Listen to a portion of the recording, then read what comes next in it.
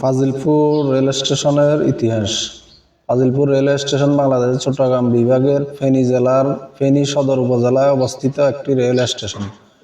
চট্টগ্রাম কুমিল্লা লাইনের স্টেশন হিসেবে Fazilpur railway station তৈরি হয় 1885 সালে। বর্তমানে এই স্টেশনে সাগরিকা ও জালালাবাদ মেল ট্রেন নিয়মিত যাত্রী উঠানামা করে। এছাড়াও বিভিন্ন সময় আন্তনগর ও মালবাহী ট্রেন এখানে যাত্রা বিরতি করে।